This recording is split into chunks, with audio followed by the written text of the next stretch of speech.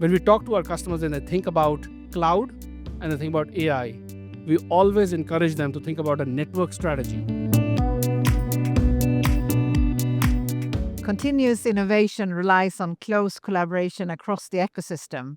And with AI coming into play, cloud and cellular connectivity are the key enablers to really create seamless experiences for across different services. Today, I'm joined with Google Cloud here to talk about our close collaboration and what are some of the experiences that we will enable and what will be required of the network. I'm super excited to be here. And as you can imagine, it's an exciting time to be in tech. It's going to be an agentic era, is what we call it, where almost every enterprise is looking to adopt cloud, especially from a AI perspective, and especially for AI inferencing that is needed for all their legacy applications to become future-proofed.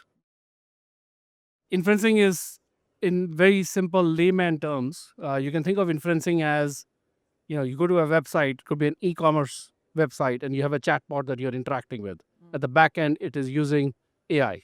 You can think of logistics as a company, the software, in order to evolve, better packaging, better logistics, supply chain. They can use AI for that as well. Those are inferencing use cases that we talk about.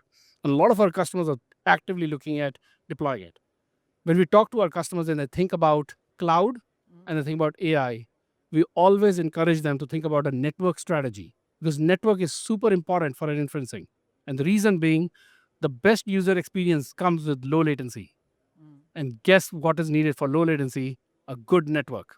A network that is ubiquitous, independent of how they connect. It could be a private 5G, it could be a 5G from a telco, it could be a wireline connectivity. Independent of how they connect, they want to be able to get the best user experience for that particular application, because that drives revenue. And that's where I think the power of what Ericsson has to offer, bringing in the best 5G infrastructure that enables the use cases of IoT, logistics in every vertical, is very exciting. And as we continue to evolve and really stay as a leader in cellular connectivity, we think about modernization of the networks, but also how the networks are operated. So what are some of the aspects that you see being key there? As more and more networks get built, autonomy is super important. And I think here, a lot of the discussions about autonomy is happening. Automation was very important. I think almost every customer of ours has figured out how to automate their network. But automation is a buzzword of the last decade. In today's world, with agentic AI, you want to have agents that are actually fully autonomous. It's almost like a self-running, fast, reliable, and invisible network. Our customers are spending too much amount of money, resources to just run the network. And that's where the TM forum actually defined what autonomous networks is.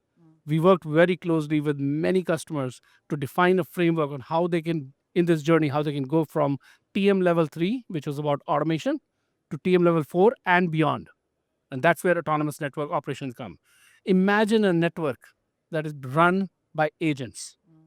And we have a lot of showcase of RAN Guardian agent that we have partnered with, where agents are almost like digital people, for lack of better saying. Those digital people are looking into the network, looking at the 5G core that Ericsson has to offer, looking at the counters, being able to make intelligent decisions, not just on 5G, but across the packet core, the RAN, and the transport, and correlating when events happen.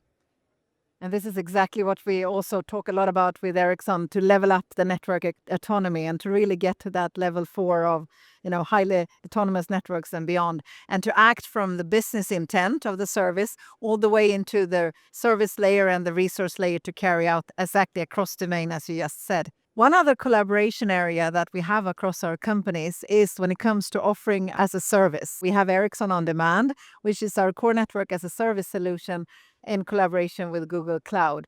If you would relate a little bit of that from your perspective. We talked about autonomous network operations.